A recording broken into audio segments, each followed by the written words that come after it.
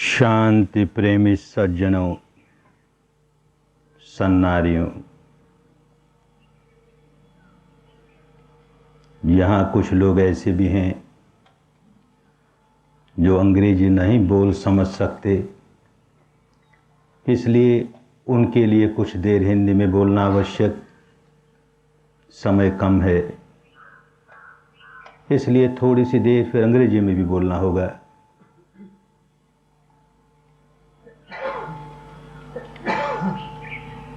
विपश्यना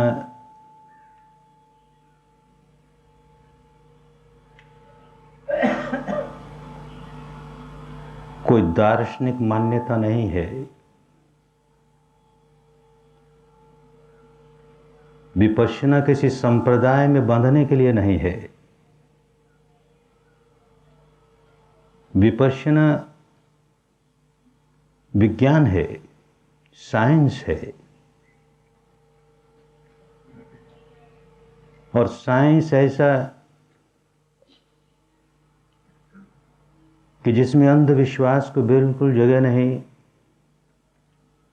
गुरु कहता है इसलिए मान लो, विपश्यना में इसके लिए कहीं स्थान नहीं। बुद्ध ने कहा है या महावीर ने कहा है या शास्त्र कहते हैं इसलिए मान लो, विपश्यना में कहीं इसका स्थान नहीं। हमारी परंपरा कहती है इसलिए मान लो, विपश्यना में इसको कहीं स्थान नहीं। संसार के बहुत से लोग मानने लगे हैं इसलिए मान लो, विपश्यना में इसको कहीं स्थान नहीं। स्वयं जानो और ठीक लगे, वैज्ञानिक लगे और सचमुच लाभदायक लगे, कल्याणकारी लगे तो ही मानो, अन्यथा कुछ नहीं मिलेगा, किसी धोखे में पड़ जाओगे। जानो तब मानो। जानने की क्रिया दो प्रकार की होती है।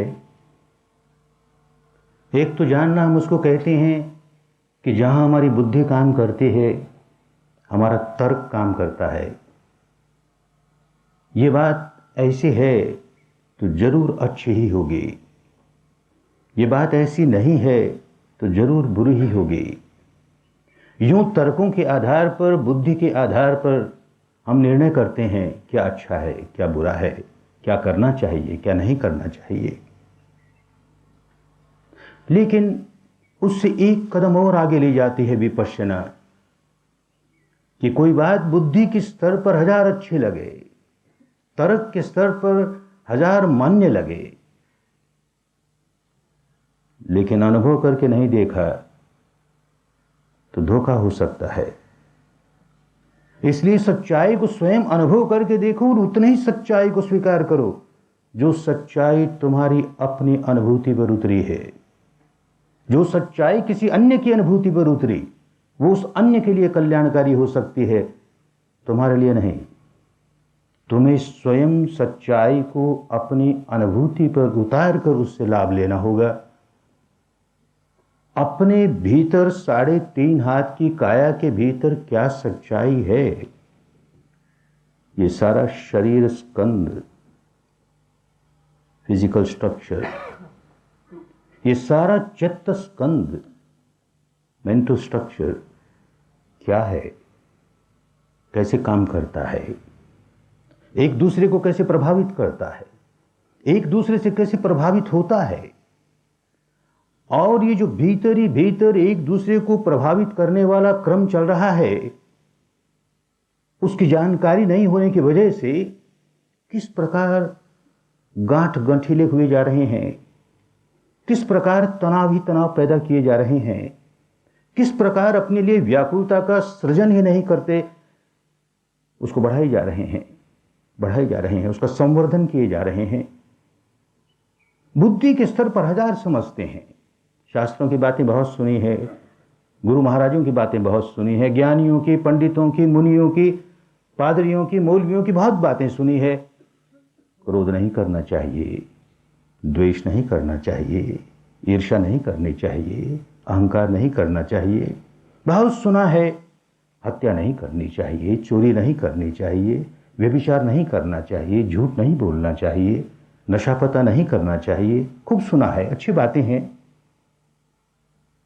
माननी पड़ती है ना आंख बंद करके।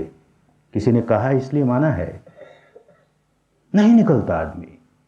1000 उपदेश दे दे, नहीं निकलेगा। शराबी आदमी बुद्धि के स्तर पर खूब समझता है मुझे शराब नहीं पीनी चाहिए, मैं अपनी हानि करता हूं, सारे परिवार की हानि करता हूं, आसपास के सारे लोगों की हानि करता हूं। जुआ खेलने वाला खूब जानता मुझे जुआ नहीं खेलना चाहिए, अपनी हानि करता हूं, परिवार की हानि करता हूं, औरों की हानि करता हूं। गुस्सा करने वाला आदमी खूब समझता है मुझे गुस्सा नहीं करना चाहिए, गुस्सा करने से अपनी हानि करता हूं, औरों की हानि करता हूं, व्याकुल हो जाता हूं, लोगों को व्याकुल बना देता हूं। बुद्धि के स्तर पर तो खूब समझता है ना, नहीं लागू हुआ ना। ध्यान के नाम पर अपने मन को कहीं और लगा देगा। बहुत बड़ी समस्या भीतर उठी है। क्रोध जागना एक बड़ी समस्या है, वासना जागनी एक बड़ी समस्या है, आसक्ति जागने नशे के लिए एक बहुत बड़ी समस्या है, द्वेष जागना एक बहुत बड़ी समस्या है मानस की। उससे दूर भागने के लिए हमने अपने मन को कहीं और लगा दिया। तो जितनी देर हमने मन को कहीं और लगा दिया, हमने मान लिया कि देख मैं गुस्से के बाहर हो गया ना, मैं देख व्यसन के बाहर हो गया ना, अमुक दोष के बाहर हो गया ना। पर दरअसल बाहर नहीं हुआ। अपने ऊपर ऊपर के मानस के हिस्से को मैंने कहीं और भुलावे में ले गया मैं, लेकिन अंदर का मानस उन ग्रंथियों से भरा पड़ा है, उस स्वभाव से, उस बिहेवियर पैटर्न से भरा पड़ा है, नहीं निकाल पाए उसे। अपने देश में ऐसे वैज्ञानिक हुए। ऋषि शब्द का अर्थ यही होता है जो रित का दर्शन करता है, कुदरत के कानून का दर्शन करता है, विश्व के विधान का दर्शन करता है। एक वैज्ञानिक यही करता है कि कुदरत का कानून क्या है, लॉ ऑफ नेचर क्या है, उसे समझें। उसको जानने के लिए कितना रिसर्च करता है, कितना अनुसंधान करता है। यही अनुसंधान हमारे यहां भारत में हुआ। बाहर के किन्हीं यंत्रों के आधार पर नहीं हुआ, अपनी अनुभूति के आधार पर हुआ। और वो सबसे बड़ा यंत्र है, क्योंकि वो इस अन्वेषण के साथ साथ, इस खोज के साथ साथ हमारे भीतर हमारा सुधार करते चलता है, हमारे भीतर हमारा कल्याण करते चलता है। धर्म बौद्ध नहीं, जैन नहीं, ईसाई नहीं, मुस्लिम नहीं, सिख नहीं, पारसी नहीं, कुदरत के कानून को धर्म कहा जाता था भारत में। स्वभाव, प्रकृति, जैसे कहें अग्नि का धर्म जलना और जलाना, तो उसका स्वभाव है, उसकी प्रकृति है, उसका नेचर है जलना और जलाना। इसमें क्या हिंदू पने की बात, क्या जैन पने की बात, क्या बौद्ध पने की बात, क्या विपश्यना की बात, क्या पातंजल की बात, किसकी क्या बात? तो नियम है, वो प्रकृति है। उस प्रकृति को हम अगर अपनी अनुभूति से समझ लेते हैं, जैसे मानस का भी अपना धर्म, अपना स्वभाव, जैसे ही विकारों से विकृत होगा, अपने भीतर क्रोध जगाएगा कि द्वेष जगाएगा कि दुर्भावना जगाएगा, उस दुर्भावना का, उस द्वेष का, उस क्रोध का एक स्वभाव है, व्याकुल बना देगा, बना ही देगा। हिंदू हो तो बना देगा, बौद्ध हो तो बना देगा, जैन हो तो बना देगा, सिख हो, पारसी हो, भारतीय हो, अमेरिकन हो, कोई फर्क नहीं पड़ता। प्योर साइंस है ना भाई, इसमें संप्रदाय क्या करेगा? हमने उलझा दिया, देश के महापुरुषों ने नहीं उलझाया। उन्होंने अपने भीतर सच्चाई को स्वयं खोज करके देखो। तुम्हें जब क्रोध जागता है तो तुम्हारी क्या अवस्था होती है, उसे देखो। उसे तो भीतर देखना होगा ना, घटना तो बाहर घटी, क्रोध तो भीतर जागा, घटना तो बाहर घटी, व्याकुलता तो भीतर आई ना। तो भीतर क्या होने लगा, इस सच्चाई को जो आदमी देखने लगता है, इसी को पुरानी भाषा में विपश्यना कहा। इसमें संप्रदाय क्या करेगा? इस संप्रदाय का हो चाहे उस संप्रदाय का हो, अपने भीतर जो सच्चाई को देखेगा, वैज्ञानिक तरीके से सच्चाइयां सामने आनी शुरू हो जाएंगी। ये सारा शरीर प्रपंच क्या है, कैसे फंक्शन करता है, ये सारा चित्त प्रपंच क्या है, कैसे फंक्शन करता है, कैसे एक दूसरे के प्रति प्रतिक्रिया करता है, कैसे एक दूसरे से प्रभावित होता है, एक दूसरे को प्रभावित करता है। ये सारी बात समझ लेने के लिए किसी को बौद्ध बनने की जरूरत नहीं, किसी को हिंदू बनने की जरूरत नहीं, किसी को मुसलमान या जैन या ईसाई बनने की जरूरत नहीं, एक वैज्ञानिक बनने की जरूरत है। एक वैज्ञानिक सच्चाई के अनुसंधान करता है तो अपना संप्रदाय नहीं बदलता। ऐसे ही एक व्यक्ति अपने भीतर सच्चाई का अनुसंधान करता है, अपना संप्रदाय नहीं बदलता। बदलने की जरूरत नहीं। अपने भीतर जब देखना शुरू करेगा सारी बात समझ में आ जाएगी। इस सारे शरीर के भीतर जो कुछ है और बाहर विश्व में जो कुछ है, इनका परस्पर क्या संबंध है। बाहर का विश्व हमारे भीतर 6 दरवाजों से ही जाना जा सकता है। ये बात पुस्तकों में 1000 सुनी होगी, पढ़ी होगी, प्रवचनों में सुनी होगी। अब अपनी अनुभूति से जानेगा, अपने भीतर देखना शुरू करेगा। आंख कैसे काम करती है, कान कैसे काम करते हैं, नाक कैसे काम करता है, जीभ कैसे काम करती है, त्वचा कैसे काम करती है, और ये मन ये कैसे काम करता है।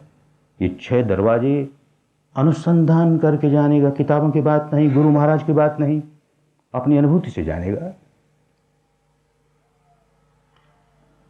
आंख और बाहर की दुनिया का रूप, आकृति, कान और बाहर के शब्द, नाक और बाहर का गंध, जीभ और बाहर से आया हुआ रस, ये त्वचा और इस पर कोई स्पर्श हुए पदार्थ, और मानस और उस पर जो कोई चिंतन जागे, इस सारे प्रपंच को देखेगा। क्या होता है, कैसे होता है, ये शरीर और ये चित्त किस तरह काम करते हैं। आपने यहां जिस व्यक्ति ने ये सारी खोज की, एक व्यक्ति ने नहीं की, उसके पहले न जाने कितने व्यक्तियों ने की, भूलते चले गए। क्योंकि उसे संप्रदाय बना दिया, क्योंकि उसे एक फिलॉसफी बना दी, क्योंकि उसे एक कर्मकांड बना दिया। ऐसा कर लेंगे तो अनेक जन्मों के पाप कट जाएंगे। अरे करना ही भूल गए। करना जानते तो ये मान्यता सिर पर नहीं सवार होती कि इससे हमारे अनेक जन्मों के पाप कट जाएंगे। हमारा इस समय का मानस का स्वभाव पलट जाएगा, ये बिहेवियर पैटर्न पलट जाएगा। और कैसे पलट जाएगा, वैज्ञानिक ढंग से समझते जाएंगे, ऐसे पलट जाएगा। देख ऐसे पलट रहा है ना, पलट रहा है ना, पलट रहा है ना, सारी सच्चाई समझ में आएगी। तो जिस महापुरुष ने इस सच्चाई को इन 2500 वर्ष पहले खोज करके हमारे सामने रखी, वो उस समय महाभिषक कहलाया। बहुत बड़ा वैद्य, वैद्य मानस का वैद्य, शरीर को नहीं भूल गया। वो शरीर और मन दोनों के परस्पर संपर्क को, दोनों की सच्चाइयों को हर आदमी अपनी अनुभूति से जाने। मैंने जाना है इसलिए मैं बता रहा हूं। तुम भी जानो और जान के देखो कि इससे क्या लाभ होता है। तुम किस प्रकार अपने अंतर्मन की गहराइयों में जो ग्रंथियां बनाई जा रहे हो, उनसे बाहर कैसे निकल सकते हो। अपने भीतर देखना शुरू करता है, सारी बात समझ में आने लगती है। ये जो एक बहुत बड़ा बैरियर बन गया, जिसे आज के पश्चिम के वैज्ञानिक conscious mind, half conscious, unconscious. Unconscious कुछ नहीं होता, वो भी कॉन्शियस है। कहने को कहते हैं, क्या किया जाए, क्योंकि बैरियर बहुत बड़ा। ये सारी विद्या जिस व्यक्ति ने खोज निकाली और लोगों को सिखाई, पहला काम ये विद्या ये करती है कि कॉन्शियस और अनकॉन्शियस का बैरियर तोड़ती है। अनकॉन्शियस जैसा कुछ रह नहीं पाता। अनकॉन्शियस में जो कुछ हमने इकट्ठे कर रखे हैं, तूफान उखड़ते हैं सारे के सारे, उनका सामना करना सिखाती है। उखड़े और हमें बेचैन बना दे, उखड़े और हमें बड़ा रोगी बना दे, तो उसका उखड़ना हमारे क्या काम आया। उखाड़े और उसे दूर कर दे, वैज्ञानिक ढंग से दूर कर दे। किसी बुद्ध भगवान की कृपा हो गई, किसी महावीर भगवान की कृपा हो गई, गुरु महाराज की कृपा हो गई, तो इस मारे देखो हमारा रोग निकल गया, हमारा क्रोध निकल गया, हमारी वासना निकल गई, हमारा भय निकल गया। निकम्मी बात, इससे बड़ी निकम्मी बात दुनिया में होती नहीं। हम स्वयं देखेंगे किस प्रकार हमारे भीतर की दबाई हुई ग्रंथियां कैसे फूट के बाहर आती हैं, और कैसे हम उसको साक्षी भाव से देखते देखते उसकी परतें उतारते उतारते उसे छुटकारा पा लेते हैं। मानने की बात नहीं, अनुभव से जानने की बात है। क्या होता है, वो व्यक्ति घोषणा करता है कि सारा काम मन से आरंभ होता है। मनोपुभंगमा धम्म हम जो काम करें मन से आरंभ होगा। शरीर का करें या वाणी का करें, पहले मन में कोई बात जागेगी, अच्छी बुरी जो जागेगी, उसके बाद वो प्रकट होगी, वाणी पर प्रकट होगी, उसके बाद शरीर पर प्रकट होगी। वाणी और शरीर का कर्म हो नहीं सकता जब तक कि मन में पहले न जाग जाए। तो मनोश्रेष्ठ, मन ही श्रेष्ठ है, मन ही प्रमुख है, मन ही प्रधान है। मनोमया, मनोमया। हमारे जीवन के सारे अनुभव मन से ही प्रकट होते हैं, मन से ही उत्पन्न होते हैं। जो कुछ हमें अनुभव हो रहा है सबका आधार मन है। और फिर मनसा चे पदुत्थेन भासति वा करे करोति वा। मन हमारा मैला हो, विकारों से भरा हो, क्रोध से, वासना से, ईर्ष्या से, अहंकार से, और उस मैले मन से हम कोई काम करें, वाणी का करें कि शरीर का करें, शरीर का काम या वाणी का काम कोई मायने नहीं रखता, वो आधार मायने रखता है, मन का काम मायने रखता है। तो ततो नंग दुख मन वेति चक्कं वे वहतो पदम। तो उसके पीछे दुख यूं लग जाएगा, क्योंकि हमारा मानस प्रदूषित है, मैला है, और उस मैले मन से हमने शरीर और वाणी का काम किया, तो हमारे पीछे दुख यूं लग गया जैसे बैलगाड़ी पर जुते हुए बैल के पीछे उस बैलगाड़ी का चक्का लग गया। जुता है ना बैलगाड़ी पर, जहां जाए बैलगाड़ी का चक्का पीछे है, जहां जाए बैलगाड़ी का चक्का पीछे है। और यूं ही, ये थ्योरी की बात नहीं, अनुभूति की बात है, जो हर आदमी समझेगा अपने भीतर जाकर के। मनसा चे प्रसन्नेन भासति वा करोति वा। निर्मल चित्त से जब कोई काम शरीर या वाणी से किया जाता है तो उसके पीछे ततूनं सुख वन्वेति छाया वै अनपायिनी। तो पीछे सुख यूं लग जाएगा जैसे किसी के पीछे उसकी छाया लग जाए, जहां जाए वहीं छाया साथ है, जहां जाए छाया साथ है।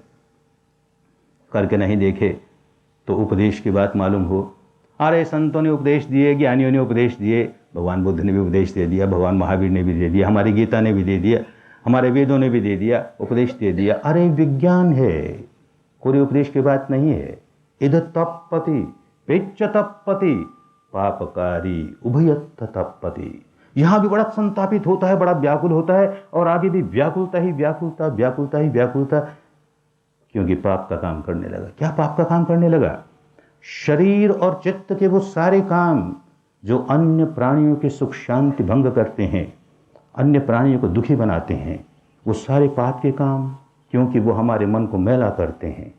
हम अपने शरीर से, अपनी वाणी से कभी ऐसा कोई काम नहीं कर सकते जिससे अन्य प्राणियों को दुख पहुंचे, पीड़ा पहुंचे, उनके सुख शांति भंग हो। तब तक नहीं कर सकते जब तक कि अपने मन को पहले मैला न बना लें। उसमें क्रोध जागेगा, उसमें वासना जागेगी, उसमें भय जागेगा, उसमें ईर्ष्या जागेगी, उसमें अहंकार जागेगा, तब शरीर या वाणी से कोई दुष्कर्म होगा, अन्यथा नहीं होगा। और जैसे ही हमने अपने भीतर ये विकार जगाया, हम व्याकुल हो गए। लॉ ऑफ नेचर है, कोई बचा नहीं सकता।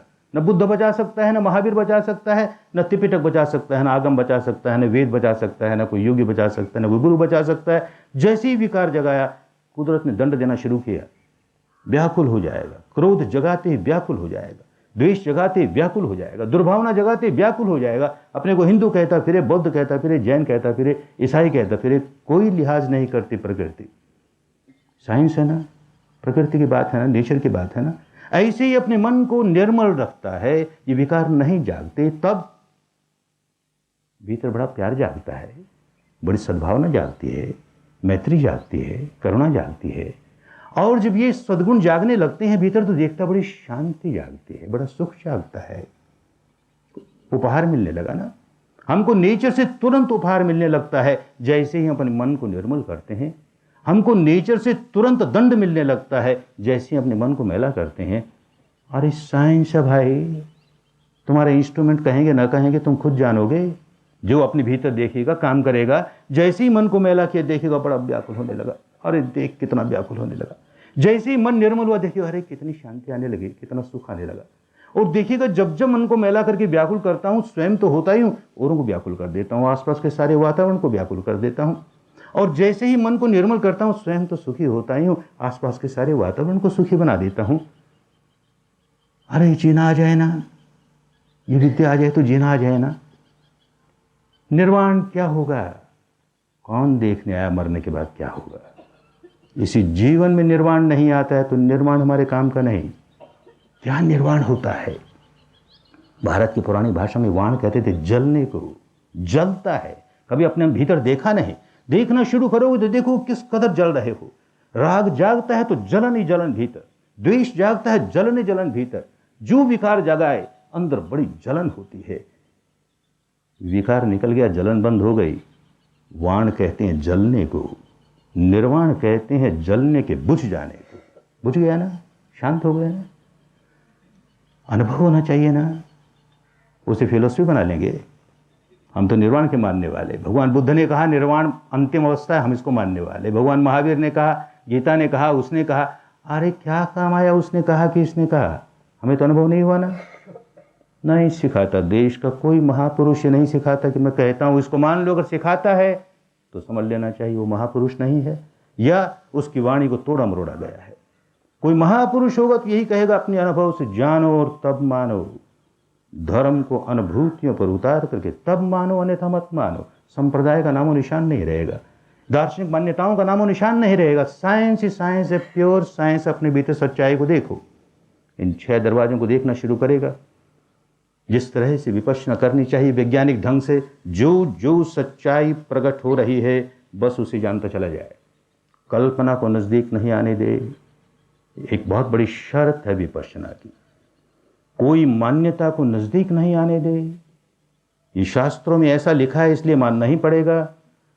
कल्पना द्वारा किसी मान्यता को नजदीक नहीं आने दे। अनुभूति पर जो सच्चाई प्रकट हो रही है और अनुभूति पर जो सच्चाई इस क्षण प्रकट हो रही है, पहले हुई थी उससे कोई लेन देन नहीं, आगे क्या होगी उसको कोई कामना नहीं। इस क्षण क्या सच्चाई प्रकट हो रही है, ऐसे एक वैज्ञानिक की तरह टुकड़े कर करके देखते जाएंगे, बहुत जल्दी इस अवस्था पर पहुंच जाएंगे कि यह शरीर जो इतना ठोस नजर आता है, हमें लगता है कितना ठोस मेरा शरीर है, ये भी एक सच्चाई है, एपरेंट ट्रुथ है। सारा शरीर बड़ा ठोस है, लेकिन भीतर देखते देखते उस अवस्था पर पहुंचोगे कि जहां देखोगे तरंगे ही तरंगे हैं। सारा का सारा शरीर केवल सब एटॉमिक पार्टिकल्स हैं और कुछ नहीं है। इन सब एटॉमिक पार्टिकल्स के लिए उन दिनों एक शब्द इस्तेमाल किया, कलाप है। टाइनीस्ट सब एटॉमिक पार्टिकल को कलाप कहा। नन्हे से नन्ना मटीरियल, नन्हे से नन्ना यूनिट, उसे कलाप कहा। इतना नन्ना कि एक सुई की नोक पर करोड़ों की संख्या में आ जाए। और उसका स्वभाव क्या है तो देखेगा कि वो नन्हे से नन्ना कलाप भी केवल wavelet. There is no solidity in the material world, all wavelets. अपने भीतर देखने लगेगा। अब साइंस की भी मान्यता की बात है केवल वो, और यहाँ मान्यता की बात नहीं, जानने की बात है। अपने भीतर अनुभूति से जानेगा केवल तरंगे ही तरंगे। आंख के पास गया तो तरंगे ही तरंगे, कान के पास गया तरंगे ही तरंगे, नाक के पास गया तरंगे ही तरंगे, जीभ के पास गया तरंगे ही तरंगे, त्वचा पर गया तरंगे ही तरंगे, मन पर गया तो तरंगे ही तरंगे। और आगे बढ़ेगा तो देखेगा कि बाहर की सारी दुनिया केवल तरंगे ही तरंगे। शब्द आया है तो तरंगे ही तरंगे, रूप आंख पर लगा है तो तरंगे ही तरंगे, नाक पर गंध लगी है तरंगे ही तरंगे, जीभ पर रस लगा है तरंगे ही तरंगे, शरीर पर कुछ स्पर्शनीय पदार्थ लगा है तरंगे ही तरंगे, मानस पर कुछ चिंतन आया है तरंगे ही तरंगे। फिर मानने की बात नहीं, अपनी अनुभूति से जिस समय जानोगे उस समय मानना। गुरु ने कहा इसलिए न मान लेना, बुद्ध ने कहा इसलिए न मान लेना, पल्ले कुछ नहीं पड़ेगा। उस मानने से हुआ क्या? अनुभूति पर उतरेगा। अनुभूति पर उतर कर जान लोगे तब देखोगे आगे का सारा प्रपंच समझ में आने लगा, ये किस तरह फंक्शन होता है।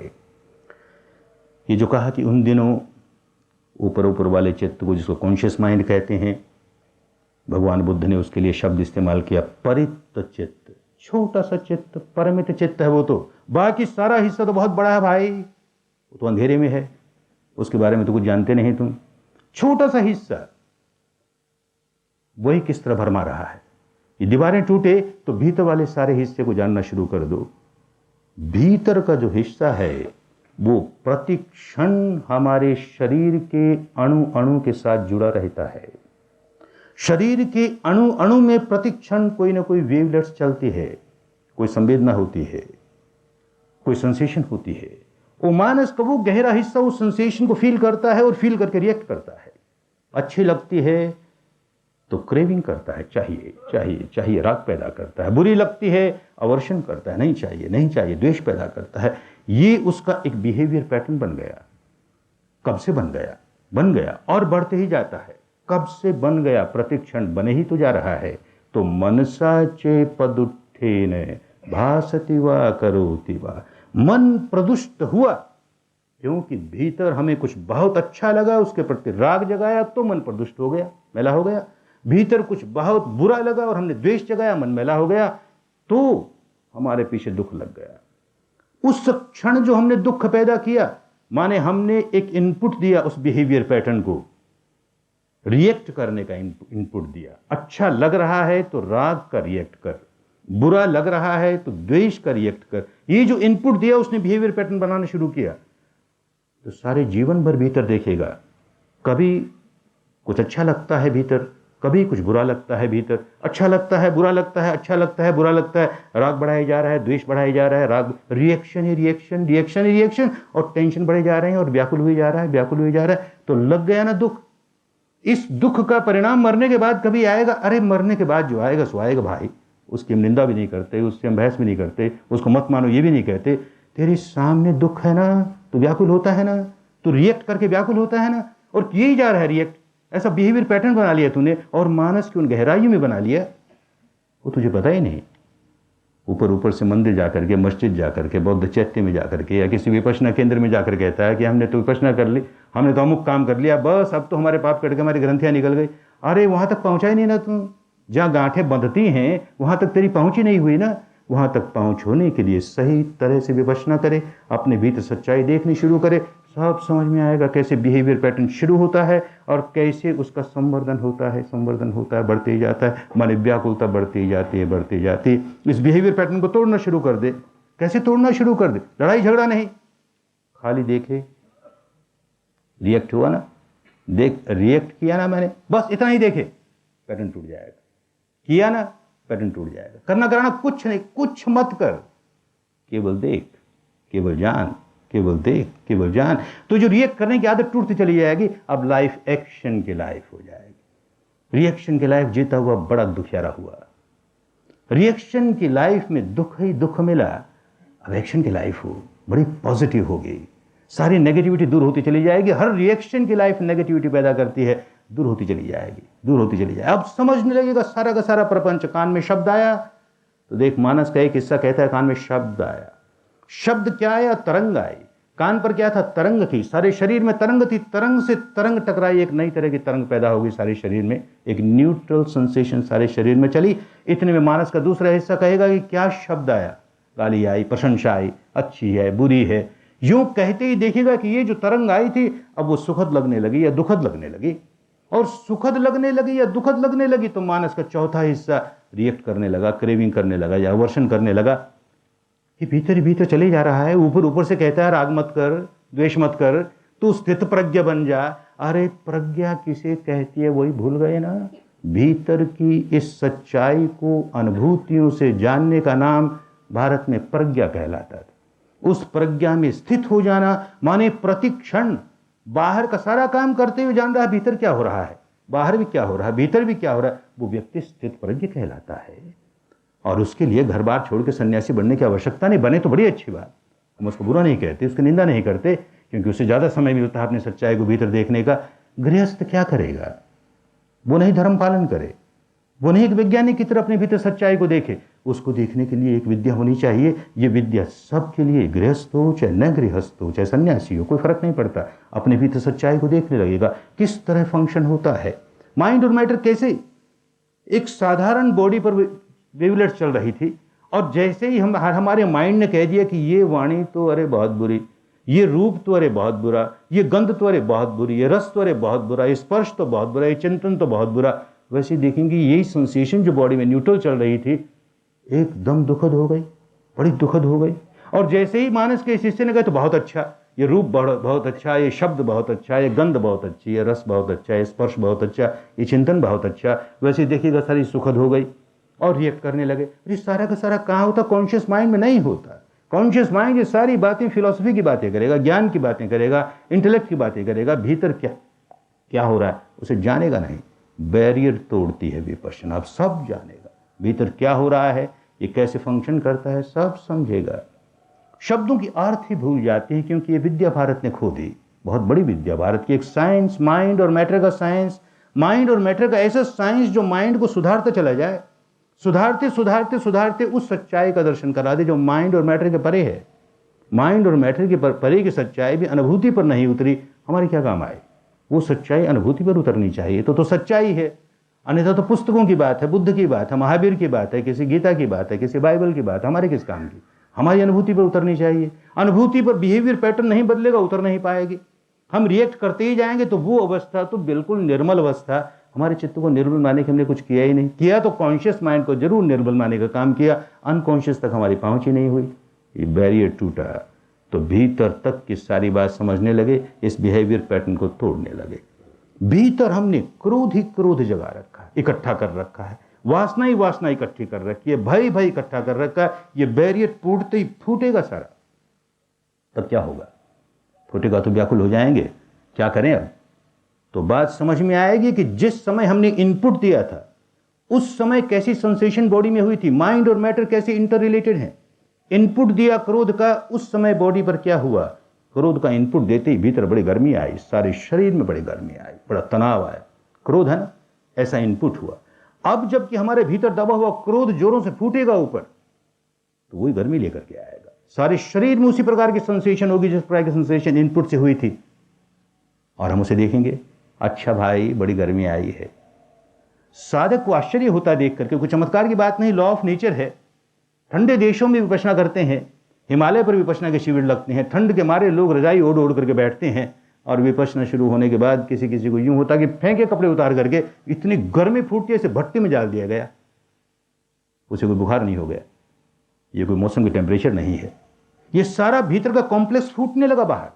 भय का कॉम्प्लेक्स अपनी सेंसेशन लेकर के आएगा, वासना का कॉम्प्लेक्स अपनी सेंसेशन लेकर के आएगा, क्रोध का सेंसेशन कॉम्प्लेक्स अपनी सेंसेशन लेकर के आएगा, और साधक को कहेंगे देख भाई इसको कब तक रहेगी, देख तो सही, देख तो सही। तो उस बिहेवियर पैटर्न को अब वो सपोर्ट नहीं कर रहा। होता क्या है, हमको लगता है कि हमें क्रोध आया, किसी ने गाली दी इसलिए क्रोध आया, गाली दी और हमको क्रोध आया, इसके बीच में एक घटना और घट गई, और वो घटना हमें पता ही नहीं लगा कैसे घट गई। गाली दी और हमें क्रोध आया, इसके बीच में एक घटना ये घटी कि हमारे शरीर पर एक बड़ी दुखद संवेदना जागी, हमारे शरीर पर बड़ी दुखद संवेदना जागी, तब क्रोध आया। गाली देते क्रोध नहीं आता, क्योंकि हमने कभी देखा नहीं अपने भीतर। कोई अच्छी चीज देख करके राग जागा? नहीं, अच्छी चीज देखने में और हमारे भीतर राग जागने के बीच में एक सेंसेशन जागी जो बड़ी अच्छी लगी, तब राग जागा। इस सेंसेशन को भूल गए, जिसको अनलाइटनमेंट कहते हैं, जिसको बोधि कहते हैं। वो सच्चाई को अपनी अनुभूति से जान जाए, अंधेरे में कुछ नहीं रहे। ये अंधेरा था, अंतर मन की गहराई में क्या हो रहा, माइंड और मैटर का इंटरेक्शन कैसे होता है, ये अंधेरा था। ये अंधेरा दूर हुआ। हर आदमी अपने भीतर अंधेरा दूर कर ले, बात समझ में आ जाए। नहीं काम करते तो शब्दों का अर्थ ही नहीं समझ में आता। एक शब्द बहुत पुराना चलता है, आश्रव और निराश्रव। श्रव कहते हैं बहने को, जैसे फोड़े में नासूर में से पीप बहती ही जाए, बहती ही जाए, बहुत दुखियारा, पीप बहती ही है, बहती ही है। ऐसे ही कुछ बह रहा है और बड़ा व्याकुल होता है। आश्रव बहे जा रहा है कुछ, वो बड़ा व्याकुल होता है। वो बहाव बंद हो गया, व्याकुलता दूर हो गई, कहते हैं मुक्त हो गया। निराश्रव है तो मुक्त हो गया, अनाश्रव है तो स्थित प्रज्ञ हो गया। स्थित प्रज्ञ आश्रव रहेगा तो स्थित प्रज्ञ नहीं होगा, अनासक्त नहीं होगा, जीवन मुक्त नहीं होगा। क्या आश्रव है? अब पश्चिम के वैज्ञानिक शिविरों में बैठने लगे, बड़े बड़े साइकियाट्रिस्ट बैठने लगे और साइंटिस्ट बैठने लगे, तो ये बात भारत का पुराने विज्ञान की बात उनकी समझ में आने लगी, क्या आश्रव होता है। बाहर से एक बात किसी ने हमें गाली दी, हमें क्रोध आया, हमने भीतर देखा नहीं तो हमें क्रोध आया, हमें लगा उस गाली की वजह से क्रोध आया। भीतर एक आश्रव शुरू हुआ, एक केमिकल बायोकेमिकल रिएक्शन शुरू हुआ भीतर, एक रासायनिक प्रवाह हमारे भीतर चलने लगा, अपने आप जागने लगा भीतर। क्योंकि बात अच्छी नहीं लगी इसलिए इस तरह का एक रसायन हमारे भीतर चलने लगा, उसकी वजह से हमको क्रोध आया। अब क्रोध आया तो वो आश्रव और अधिक तेज हुआ, वो बायोकेमिकल रिएक्शन और तेज हुआ, वो और तेज हुआ तो क्रोध और आया, क्योंकि वो बायोकेमिकल रिएक्शन हमको क्रोध जगाता है हमारे भीतर। क्रोध से वो उत्पन्न होता है और उससे क्रोध जागता है, दोनों एक दूसरे को सपोर्ट करते हैं। क्रोध जागा या बायोकेमिकल रिएक्शन जागा, या बायोकेमिकल रिएक्शन जागा क्रोध जागा, क्रोध जागा या बायोकेमिकल रिएक्शन जागा, और ये विशिष्ट सर्कल चल पड़ा। घंटों क्रोध में कुलबलाते हैं, जलते हैं। जिस आदमी ने गाली दी वो तो गाली देकर चला भी गया, जिसने हमारा अपमान किया तो अपमान करके चला भी गया, और हमने अपनी क्या हालत बना ली। घंटों, कभी दिनों उसी में जले जा रहे हैं, कभी भीतर देखा नहीं ना ये सारे पैटर्न को तोड़ने का तरीका, कि उस सारे केमिकल रिएक्शन को देखे। जैसे ही क्रोध जाग रहा है भीतर, तो अंदर सेंसेशन क्या हो रही है भाई, माइंड और मैटर का क्या कनेक्शन है, देखने लगा उसे। देखते देखते देखते देखते चंद मिनटों में ही समाप्त हो गया। तो दबाया नहीं, उसका सप्रेशन नहीं किया, उसको खुली छूट नहीं दी, उसका एक्सप्रेशन भी नहीं किया कि शरीर और वाणी पर जो करना है सो कर जा, दबा मत इसे। दबाना एक अति है जो बड़ी हानिकारक है, उसे खुली छूट देना दूसरी अति है जो उतनी हानिकारक है। इन दोनों के बीच का रास्ता हमारे देश के महापुरुषों ने निकाला। उसे देख भाई, कुछ न कर, बस केवल देख। तुझे क्रोध आ रहा है ना, इसको देख, क्रोध आ रहा है, बस किस बात पर आ रहा है उससे लेन देन नहीं। अब्स्ट्रैक्ट क्रोध एज क्रोध, क्रोध आ रहा है और शरीर पर क्या हो रहा है उसे देख। क्या ये ध्रुव है, क्या ये शाश्वत है, मानने की बात नहीं। अब देख रहा है उसमें उत्पाद होता है, व्यय होता है, तरंगे ही तरंगे हैं, उत्पन्न होता है, नष्ट होता है, उत्पन्न होता है, नष्ट होता है। देखते देखते समाप्त हो गया। समाप्त हो गया तो हमने अंतर मन की गहराइयों में ग्रंथियां नहीं बनने दी, हमने उसे छुटकारा पा लिया। इसमें हिंदूपना क्या करेगा, इसमें बौद्धपना क्या करेगा, इसमें जैनपना क्या करेगा, इसमें ईसाईपना क्या करेगा, इसमें ये फिलॉसफी क्या करेगी, वो फिलॉसफी क्या करेगी। कोई आत्मा को मानता है, मानता रहे, न मानता न मानता रहे। कोई ईश्वर को मानता है, मानता रहे, न मानता है न मानता रहे, क्या फर्क पड़ गया। कोई ईश्वर और आत्मा को एक ही मानता है, कोई अलग अलग मानता है। अरे तू चाहे जैसे मानना, ये तो सच्चाई है ना। तो जैसे मन को विकारों से विकृत करेगा, तेरे भीतर एक तरह का जीव रासायनिक पदार्थ बहना शुरू हो जाएगा, श्राव चलेगा, उसकी वजह से तो व्याकुल होगा, और उसी को तो साक्षी भाव से देखना शुरू कर देगा, तो उसके बाहर निकल आएगा। और सारी बातें फजूल हैं, धोखे की है ना, कहीं उलझाने वाली है ना। बाकी में कोई साइंस नहीं है, कोई विज्ञान नहीं है, ये तो शरीर और चित्त का विज्ञान है। बिहेवियर पैटर्न टूटना शुरू हुआ, तोड़ने का काम करना चाहिए ना, पूरी बात करने से नहीं होता है। इसीलिए हमारे यहाँ ज्ञान की दो बात कही गई, एक पर्याप्ति और दूसरा प्रतिपादित। पर्याप्ति माने कम से कम बुद्धि के स्तर पर बात समझे तो सही। किसी ने कह दिया आओ हमारी विपश्यना में, देखो तुम्हारे सारे विकार निकल जाएंगे, तुम बड़े सुखी हो जाओगे, ये जीवन भी बड़ा अच्छा जियोगे और आगे के लिए भी तुम्हारा कल्याण हो जाएगा।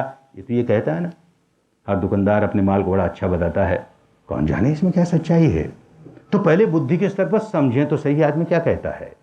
तो पर्याप्त बुद्धि के स्तर पर इतना पर्याप्त ज्ञान तो हो जाए कि जिससे हमारे भीतर प्रेरणा जागे कि भाई करके देखें। तो वो पर्याप्ति वाला ज्ञान जो हमने केवल बुद्धि के स्तर पर समझा है। और अब प्रतिपादित ज्ञान, अब एक एक कदम प्रतिपद एक एक कदम उस रास्ते पर चल करके अनुभव करके देखें। जो सचमुच लाभ होगा वो प्रतिपादित ज्ञान से होगा। स्वयं अपने अनुभव पर सच्चाई उतरेगी तो देखेंगे कैसे दूर होते चले गए, कैसे हम विकारों से दूर होते चले गए। आसक्ति की बात आती है ना, एडिक्शन की बात आती है। हम कहते हैं कि भाई काहे का एडिक्शन, इसको अल्कोहल का एडिक्शन हो गया, इसको ड्रग का एडिक्शन हो गया, काहे का एडिक्शन हो गया। अंदर देखिएगा तो पता लगेगा सेंसेशन का एडिक्शन हो गया। अल्कोहल लेने से कैसी सेंसेशन होती है, अंतर मन के गहराइयों में उस सेंसेशन के प्रति एक चिपका हो गया। वैसी सेंसेशन आनी ही चाहिए, वैसी सेंसेशन फिर चाहिए, वैसी फिर चाहिए, फिर चाहिए, इतना गहरा चिपकाव हो गया। उसी सेंसेशन को देखना शुरू कर देगा, अरे निकल गया ना, आसानी से निकल गया ना। ड्रग की सेंसेशन की, अल्कोहल की सेंसेशन की क्या बात करें, सारी सेंसेशनों के प्रति गहरी आसक्ति हो गई भीतर। क्रोध के प्रति कम एडिक्शन है हमें, जानता आदमी क्रोध बुरा है फिर भी क्रोध करता है ना। वासना के प्रति कम एडिक्शन है हमें, अहंकार के प्रति कम एडिक्शन है हमें, ईर्ष्या के प्रति कम एडिक्शन। अरे सारे विकारों के प्रति एडिक्शन ही एडिक्शन, एडिक्शन ही एडिक्शन। किसी को कोढ़ हो जाए उसमें खुजली चले, खूब जानता है खुजलाने से और ज्यादा कष्ट होगा। किसी को दाद हो गया खुजलाता है, खूब जानता है खुजलाने से और कष्ट होगा, खुजलाता है फिर भी एडिक्शन हो गया ना उस खुजलाने का। खुजलाता है दुखी होता है, खुजलाता है दुखी होता है। ऐसे ही खूब जानता है विकार पैदा करने से दुखी होऊंगा, फिर भी विकार पैदा करता है, फिर दुखी होता है, विकार पर एडिक्शन हो गया ना। उसी को देखना सीख जाए। अरे क्रोध आने पर तेरे भीतर होने क्या लगा, मानस में तो क्रोध आए, शरीर में क्या होने लगा। तू देख तो सही उसे देखना आ गया समता भाव से, दृष्टा भाव से, तटस्थ भाव से, तो वो आदत टूटने लगी ना, वो एडिक्शन टूटने लगा ना। अरे वैज्ञानिक बात है भाई, इसमें क्या बुद्ध करेगा, क्या महावीर करेगा, क्या कोई गुरु महाराज करेगा, लॉ ऑफ नेचर है। हमारे देश के महापुरुषों ने ये लॉ ऑफ नेचर एक वैज्ञानिक ढंग से खोज निकाला। इंस्ट्रूमेंट्स के बल के ऊपर हम खोजेंगे तो हमारी बुद्धि समझेगी उस बात को, तो केवल कॉन्शियस माइंड सुधर पाया, हमारा अनकॉन्शियस वैसा का वैसा रह गया। अनुभूति के स्तर पर उसी बात को समझने शुरू कर देंगे तो हमारा अनकॉन्शियस सुधरना शुरू हो जाएगा। अनकॉन्शियस सुधरा तो रूट सुधर गई, जड़ें सुधर गई, जड़ें सुधर गई, वो पेड़ अपने आप खुशहाल हो गया, वो निरोगा हो गया। पेड़ की जड़ें रोग से भरी और हम चाहें कि पेड़ हमारा निरोगा हो जाए, असंभव बात है, होता नहीं, बिल्कुल असंभव बात है। तो आए हैं, इस सभा में आए हैं, तो जो लोग इन 10 दिन के शिविर में शामिल हो रहे हैं, हम नहीं दावा करते कि 10 दिन में सारे विकारों से मुक्त हो जाओगे।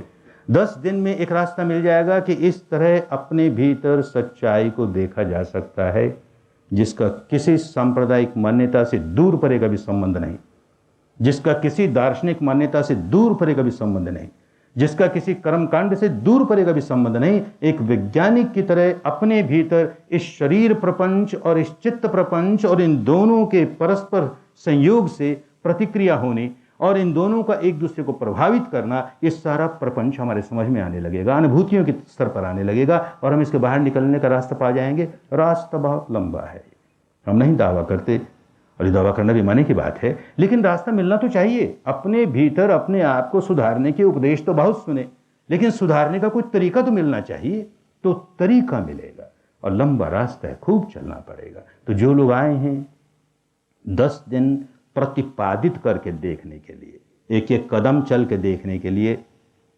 उनको ये 10 दिन मुबारक हों। खूब अच्छा काम करें, लगन से काम करें, अंधविश्वास के साथ नहीं, एक वैज्ञानिक की तरह अपने भीतर सत्य की खोज करने के लिए काम करें। और जो 10 दिन आज नहीं दे पाए हैं वो पर्याप्त ज्ञान लेकर के जाएं। कम से कम हमें प्रेरणा प्राप्त करने के लिए एक पर्याप्त ज्ञान मिला कि कुछ है इसके भीतर, इसके भीतर कोई वैज्ञानिक बात है, संप्रदाय से लेन देन नहीं, दार्शनिक मान्यताओं से लेन देन नहीं, एक विज्ञान है, भारत का बहुत पुराना विज्ञान, ऐसा विज्ञान जिसने भारत को जगत गुरु बनाया। सारे विश्व में भारत क्यों जगत गुरु कहलाया? अंधविश्वास के मारे नहीं। ये तुम्हारे पूजा, ये तुम्हारे पाठ, ये तुम्हारे कर्मकांड दुनिया वाले और भी करने वाले थे, खूब करते थे।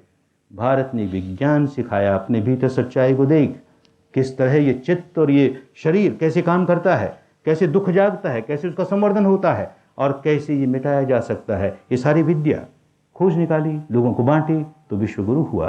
तो भारत की इतनी पुरानी विद्या दुर्भाग्य से भारत से लुप्त हो गई, केवल बातें रह गई।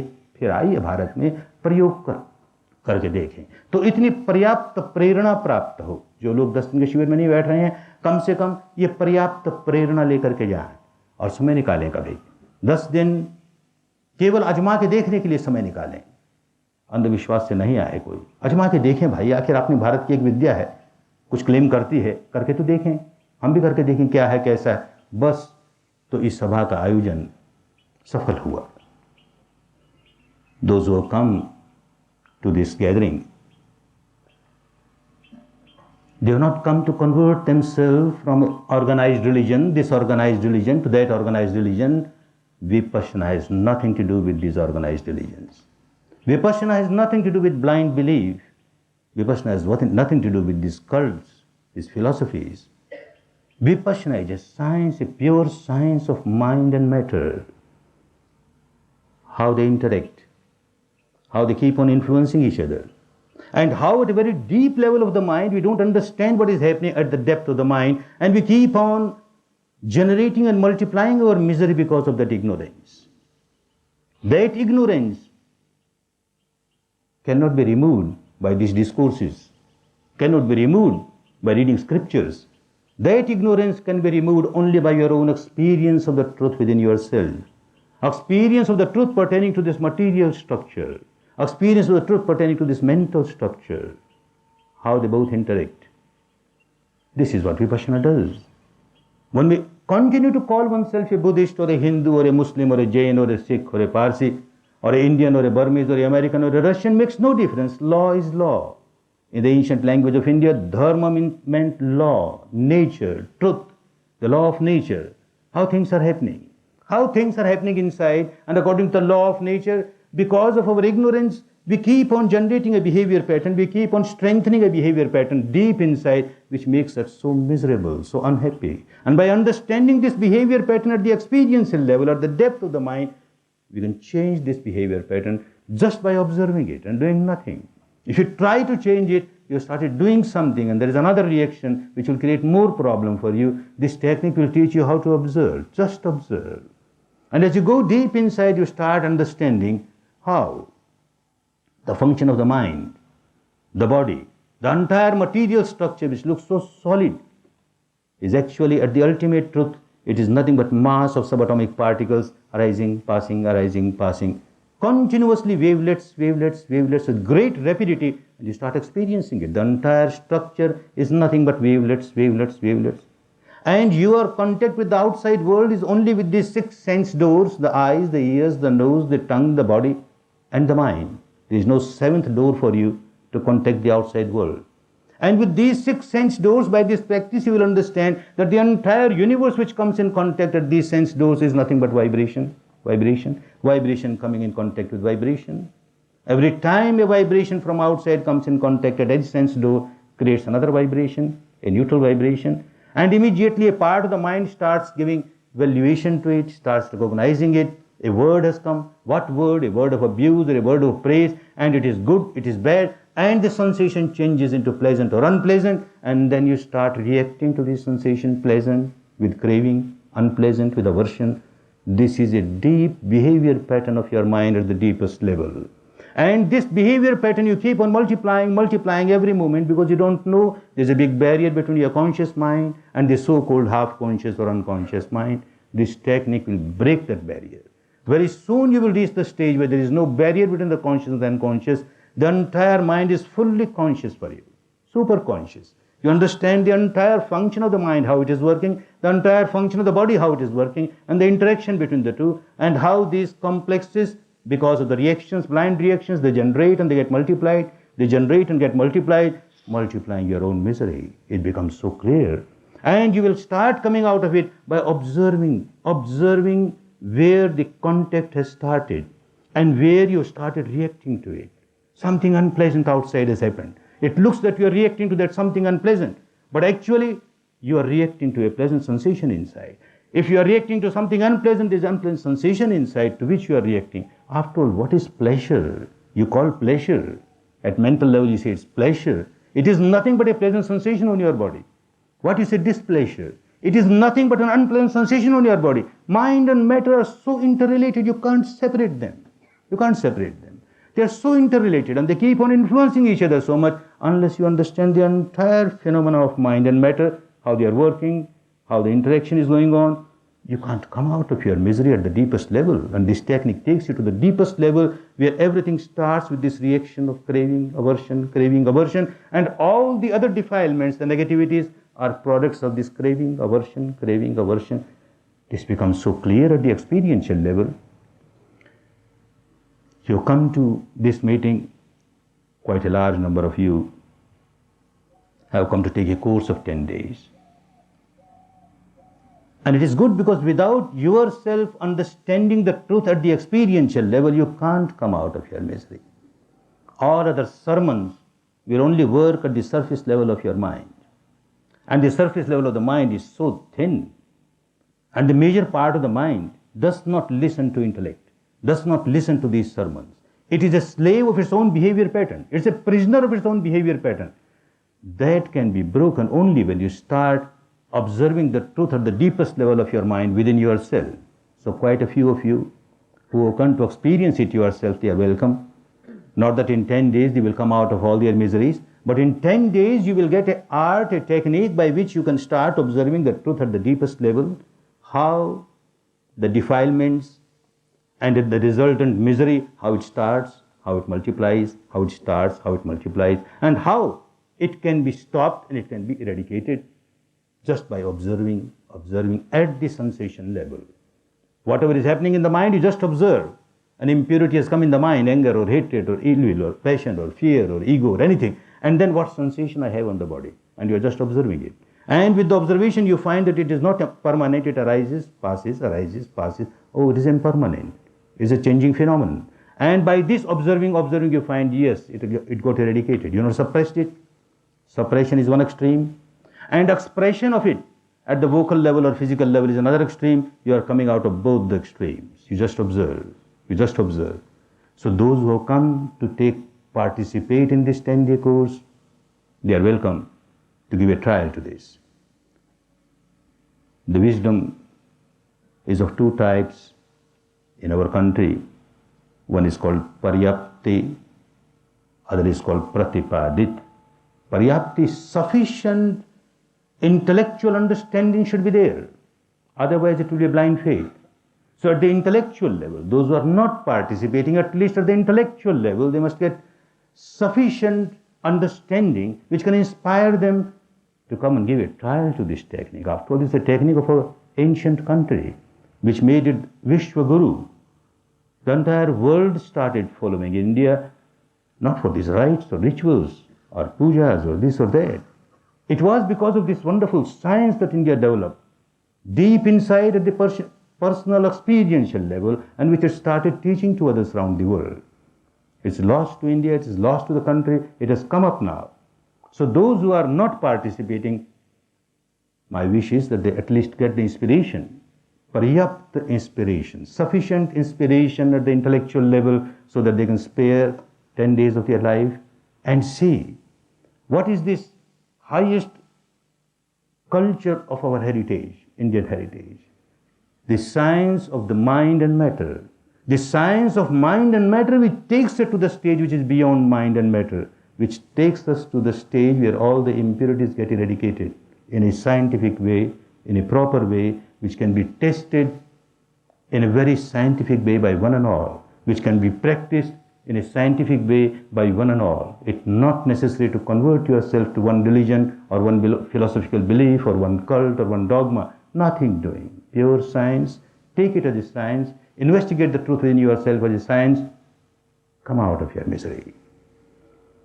May all of you, those who are participating now for 10 days, get maximum advantage of their stay here. And those who are coming only for these intellectual understanding may get inspiration to come and examine the truth within themselves. May all of you come out of your misery and enjoy real peace, real harmony, real happiness to you all, real happiness to you.